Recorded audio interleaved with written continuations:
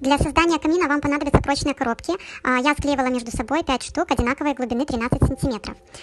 Также нужна будет кисточка и акриловая краска. Нужно будет приобрести плинтус для создания края, розетки из пенопласта, они есть разных вариаций. Также понадобятся жидкие гвозди, белая интерьерная краска нужна будет и потолочная плитка, которая тоже, видите, бывает в разных вариациях. Первым делом склеиваю между собой коробки с помощью жидких гвоздей, а также швы проклеиваю бумагой для окон. Следующим этапом идет покрытие белой матовой интерьерной краской, после чего я ждала целые сутки, чтобы продублировать этот слой. Далее приклеиваются все детали и еще раз прокрашивается все белым цветом. После того, как краска высохнет, можно создать эффект состаренности с помощью акриловой краски. Я это делала с помощью цвета золото древнерусское. Плиточки вот эти прямоугольные я вырезала из большой потолочной плитки, которая идет в наборе из 10 штучек.